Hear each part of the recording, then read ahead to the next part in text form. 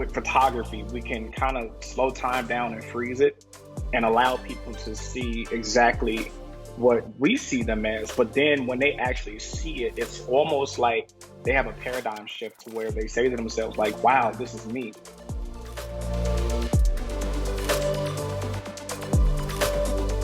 Hey everyone, welcome to this week's episode of Photo Pros Weekly. I'm Brandon Heiss, and I'm joined here again with Olivia Tuttle.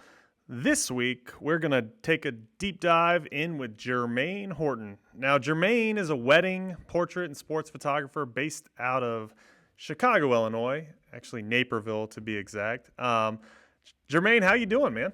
Well, it's your favorite photographer, Jermaine Horton. I am based here in Chicago, right outside of Naperville. I am a Sony artisan of imagery. I'm a Westcott Top Pro, a Fundy ambassador as well. Man, it's such a long list that I don't want to bore you guys with putting a whole spec list down there, but SLR Lounge, educator as well, as an ambassador for them. But I'm also the CEO and founder of the major nonprofit organization called the Art of Confidence Project, where we go all around the country empowering children of color using artistry to help boost their confidence. So I'm excited to be here, though.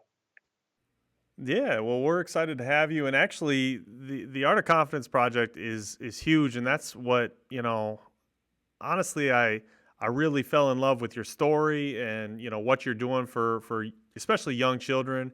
With me having young kids myself, tell the listeners and the people watching kind of how Art of Confidence started and some of the stories that you've got, because I think there's some really cool stories to be told out there with these young individuals. Well, it got started late 2019. I got a tag on Facebook about a young girl named Marion Scott, who was in Jackson, Michigan, who was denied her school photos because she had red extensions in her hair when there were other children there that had their hair dyed blue and mohawks and stuff like that. But they told her she couldn't take photos. And so she cried about it. She was super upset. And the parents ended up going to the news outlet, and I got tagged into it. Drove out there to Michigan. And it's so funny how this worked out, because when I went to Michigan to the Detroit ProCam store to where we did the shoot at, Westcott was there unveiling, I think at that time, one of their new lights. I think it was the FJ400 at that time. Yeah, it was pretty new at that point. Yep. It was, yeah. It was brand spanking new. I think it was a production model too. I don't even think it was the actual Could have been. rollout. And we used that actual flash and that setup for one of the most iconic shots, which is now one of the most globally recognized and used photos right now. It's been shared over 1.6 million times on Instagram. It's been amazing. We've been able to help so many other children to get their confidence back. We even did a project with you guys in Westcott. We went out to Kentucky for a young lady out there who was dealing with issues with racial tensions, with her being biracial, and with her story. It just really, at that time, at the height of what we were going through with our country, it just really tied things together. But we got so many stories, and unfortunately, you hate that there's a need for it, whether it's discrimination, whether it's bullying, whether it's medical issues where people are not happy with who they are or what they look like because they're teased, or because they look in a mirror and it doesn't reflect what they think they should be. And so when it comes to this Art of Confidence project, I love the fact that with photography, we can kind of slow time down and freeze it and allow people to see exactly what we see them as. But then when they actually see it, it's almost like they have a paradigm shift to where they say to themselves, like, wow, this is me.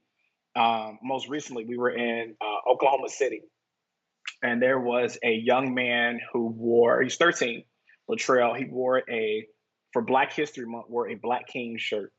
And his teacher made him stand up in front of the room and told him that your shirt is racist, that we need to have White History Month, that what you're wearing is not correct, in front of his schoolmates and his peers. And so he was completely crushed and hurt.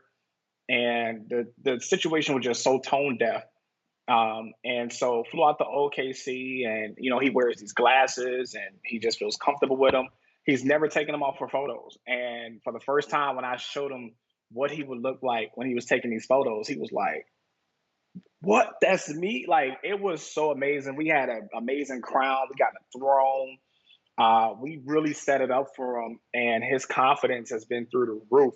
And he understands his history. He understands that there were Black kings. That we come from a country of royalty. And when people actually sit back and do the homework, they'll understand where these cultures come from. And sometimes these systems are designed for them not to know anything further or beyond the surface level of Black history of what we're taught, which is Martin Luther King and Sojourner Truth and the regulars, but they don't talk about back all the way in the days when there were different royalties and different tribes that we were a part of. So I'm just blessed to be in a position to help these children out. Yeah, no, and I think that's, you've got a camera. It's a very powerful tool that, you enable these kids, like the project's titled, to get their confidence back. Yep. And hopefully, because these can be all life altering situations where they're bullied in school, they're made fun of, they feel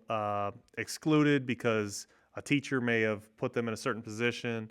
And not all teachers are bad, but it certainly makes you think about, you never want to see, and especially if you have kids. Like, that's what I told Jermaine this long ago. I said, I have kids, and like, you just never want to see your son or daughter be put in a position Right. where they feel excluded. And for being excluded for some of the reasons that you've covered, that's what's crazy to me. It's like, Exactly. God, we can just be people. Like, everybody is just a human. Like, treat them like your son or daughter. Treat them like your niece or nephew if you don't have children. Yep. Treat them like your, little cousins. Things like that. Just treat people normal. And so, love what you're doing, man. Keep it up. Keep empowering these children, especially, Thank you. and keep making them feel loved. So awesome. So thank you for talking about the art of confidence. Let's talk a little bit about some of your work back in Chicago. You do primarily weddings. I Yep. know you're pretty diverse in I mentioned in the intro, you do portraits, you do sports, that sort of thing. Um, I guess, where do you spend most of your time? If you had to put a percentage on it, are you doing mostly weddings these days? I would say mostly weddings. Weddings is truly the bulk of my work for what I do.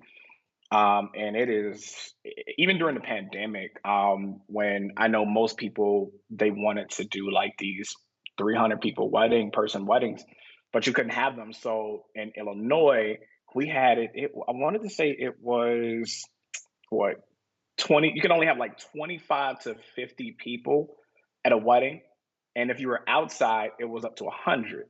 And so my couples were like, okay, that's less money I got to spend per plate at a wedding. So we're like, all right, so we can go ahead and splurge and do all these different things. And that's exactly what my couples did.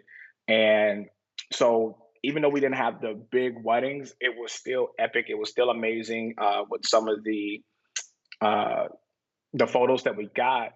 But even with that, I want to say during the pandemic, a lot of the art of confidence stuff kind of like died down. There wasn't things happening because kids were at home, they weren't in school, so they weren't being bullied, they weren't being teased.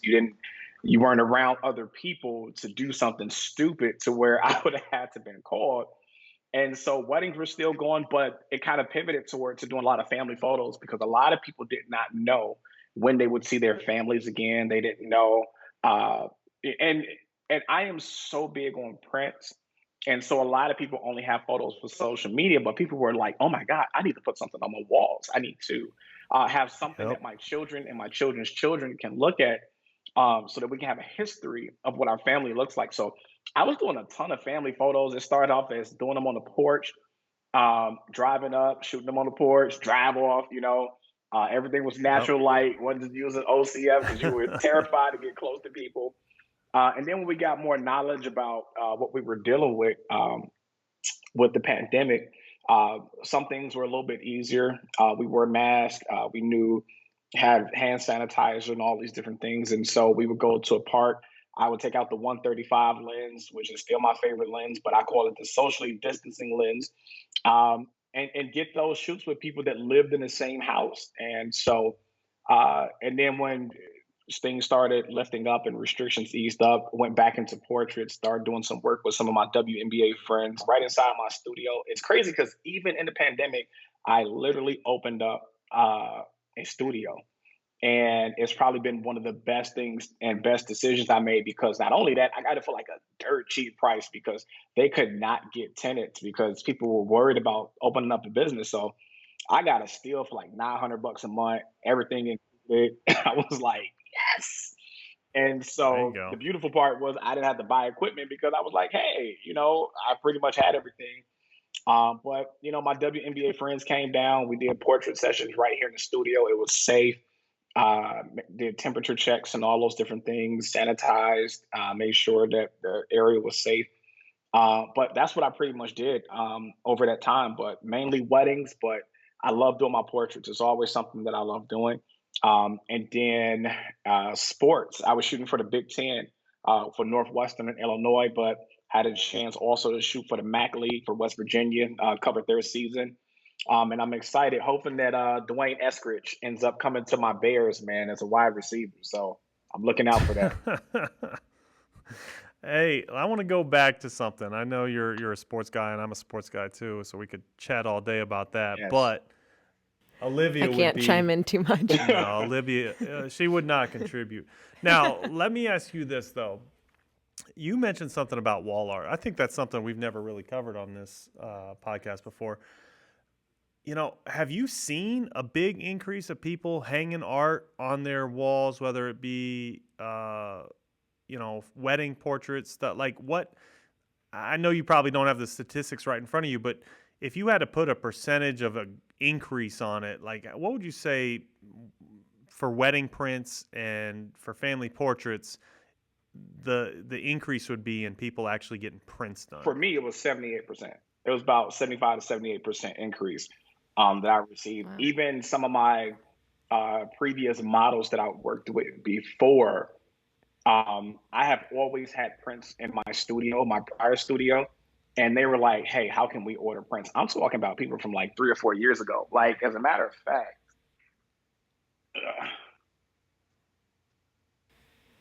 Gorgeous, Yeah, man. that's nice. so I've literally So had that just clients so, that were like, "Yo, we loved what you did before. Um, can I go back and get that? Because they'll never be this age again." hmm And so I know that sounds, but when you think about it, you want Yeah, to but people like encapsulate. that. People like how they look when they're young. Yeah, not even so And Yeah, and to and have a professional capture it. I mean, well, you look your best. and they're kids too, right? It's like, Yep. I would love like I'm fascinated by like what my grandparents looked like when they were younger, Yeah, what that's my true. parents looked like when they were younger. I think Yeah. it's like, I mean, what are they gonna do? Find their old iPhone 3, Yeah. pull up the photo reel on there? Like that's ridiculous, right? Like Yeah. you need wall art, and I'm with you. I actually printed out a huge, probably bigger than I should have. Like it looks ridiculously large on my wall in What my is it, a house. family picture? Yeah, it's like 3 foot by 4 foot, big old family portrait, life size. But you know what? I was like, this is like, my kids are gonna look at this and they're gonna like.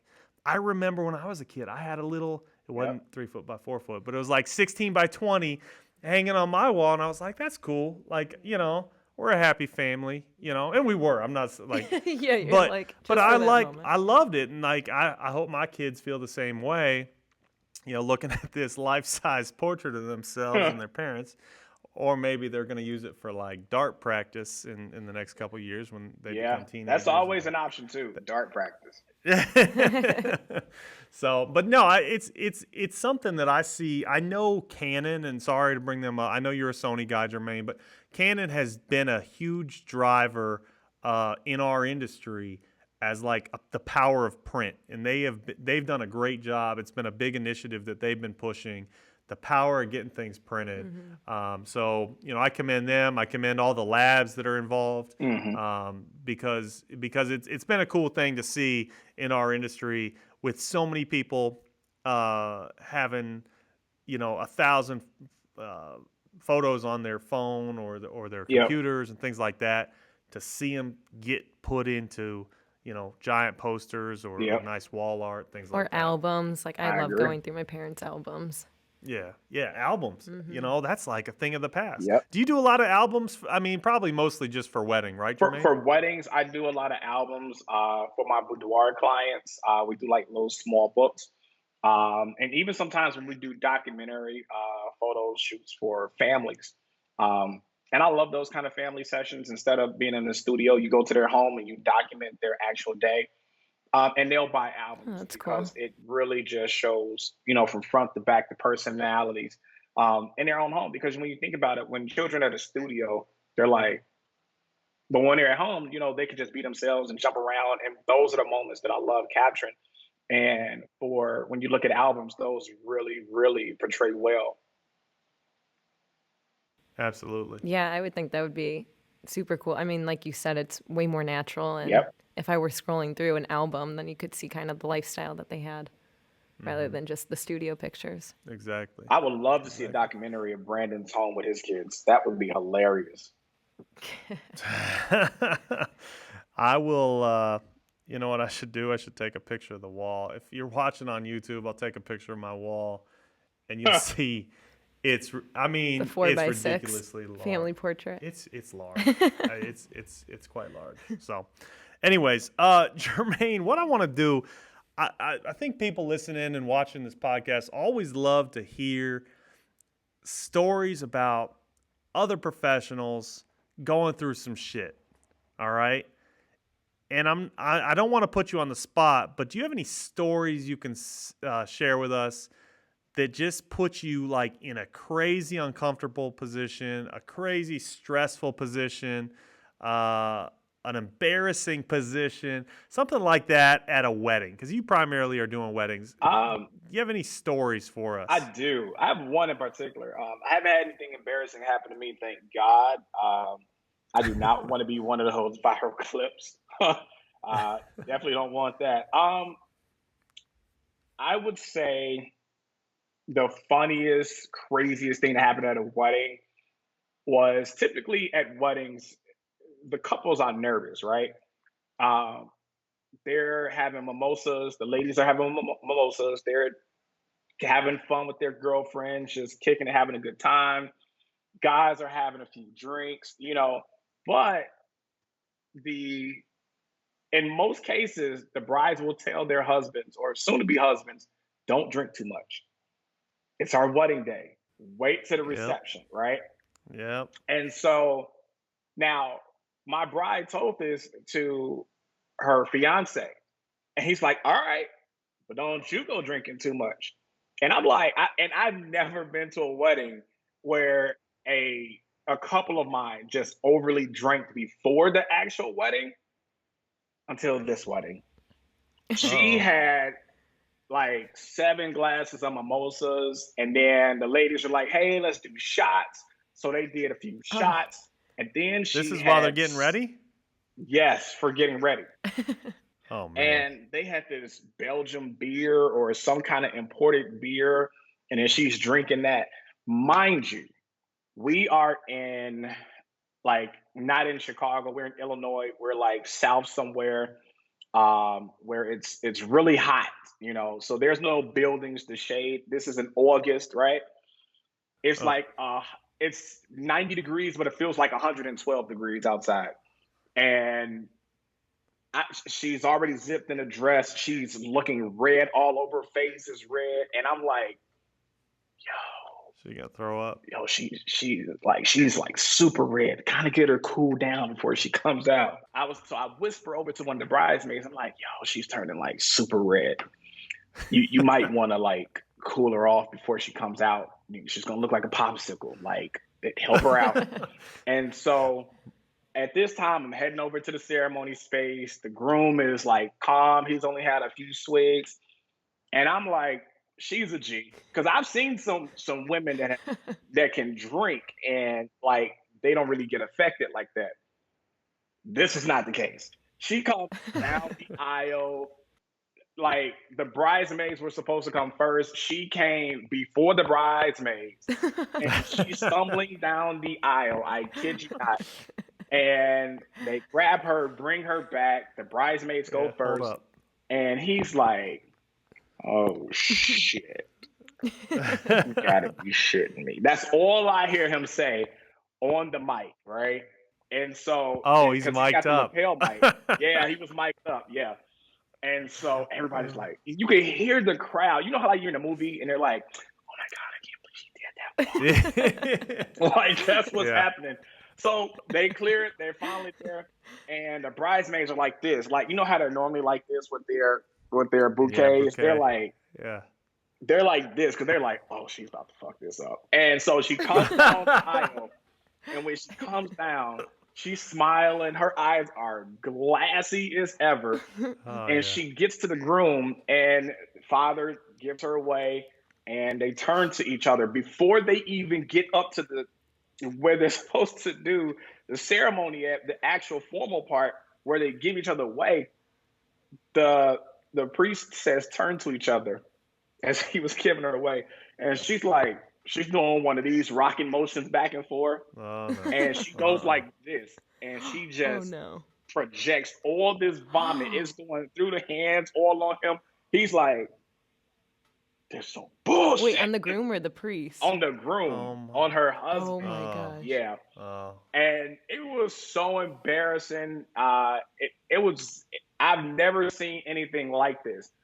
And That's typically unbelievable. that's something that you would be like, all right, I'm definitely going to put this on YouTube. This is going on Or Instagram. America's Funniest Home Video. You'd win Yeah. that for sure. Yeah, they signed a quick NDA and paid for that not to be released and not to be out. I So bet. it was bad. When I tell you it was bad, it was, I've Oh. never seen something like that before. And I was just like, that is crazy. So every time I go to a wedding now, I tell my couples, do not do that. Yeah, no pictures. No, What's in the I, NDA? We I need to see can't. that. I can't show any photos of it.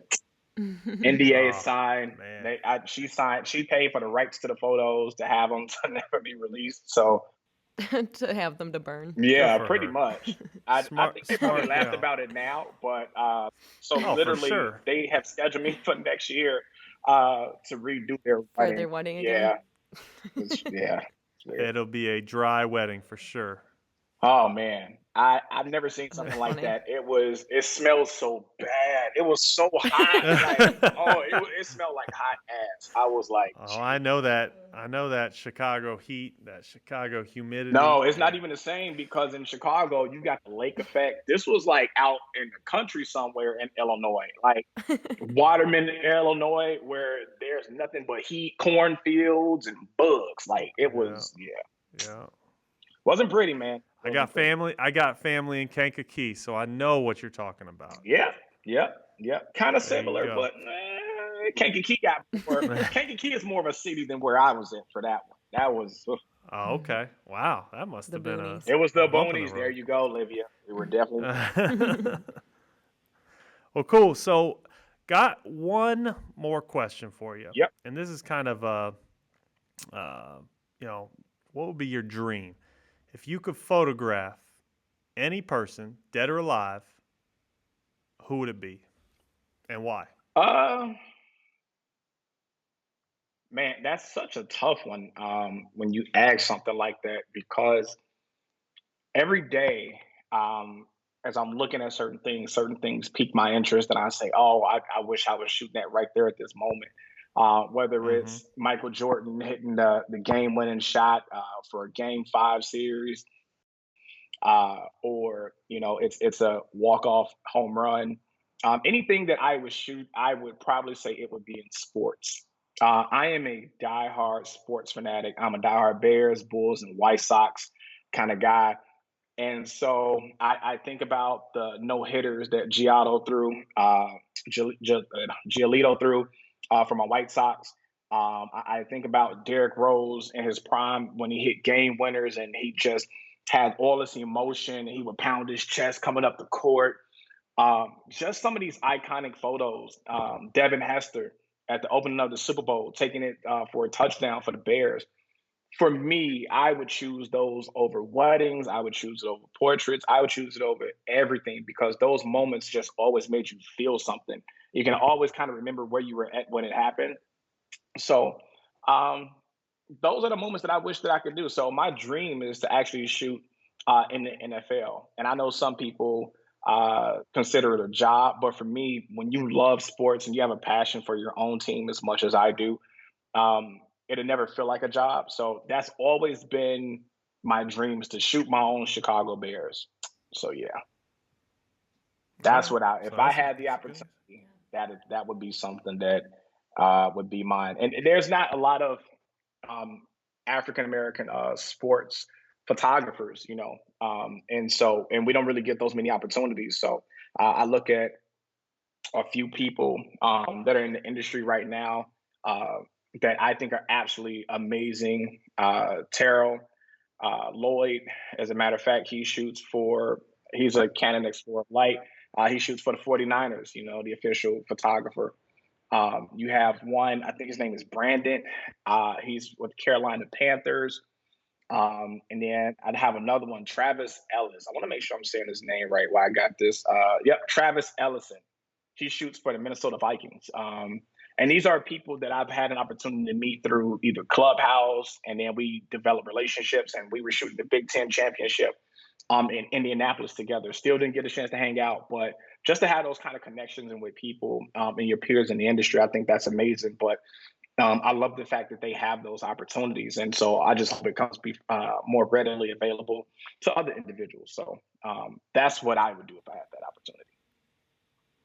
Very good. I Well, love I it. guess Well, if you're on the your way. manager of the Bears is listening, Yeah, gotta get you on yeah. his We radar. got a connection with the Bears or the Bulls or the Hey, White Sox. send If anybody's out there, them where can away. they where can they make the introduction to you, Jermaine? Where can people find you? Man, you can slide right in my DMs at Jermaine Horton Photography. I'm just saying, you can slide on in with baby oil, just slide on in. Yeah, Jermaine Horton Hold up. Photography. If I have another people one, aren't JH subscribed to Sports our Pick. YouTube channel, Yeah, you have to come in. yeah, How Jermaine just made the funniest slide motion. just saying, Can you you got to just recreate slide that? on in, slide in the DM. No, You you know did how it you calm have that like second I time. don't know if you ever had family members play tricks on you. My cousin, we always used to play jokes with each other. Like I would take a pillowcase and fill it in with baby powder and pepper and slap him with it in his sleep. And so he he wakes up like this, and he would catch me out of the shower putting baby oil on the ground. So when I came out, I slipped and bust my ass. Oh So hell no. yeah, Oh my Oh gosh, man. so that's what I mean. That's a just safety hazard. that's just having brothers too. Like put it on and be like, hey, come in my DM like that. But absolutely not. Well, sorry to interrupt you. Where on social media can everybody find Uh, you? YouTube is Jermaine Horton Photography. Instagram is Jermaine Horton Photography. If you go on Twitter, it's Jermaine Horton. You can catch me on my sports one at JH Sports Picks. JH Sports Picks. That's with an X at the end of it. Yeah, so you can find me or JermaineHorton.com.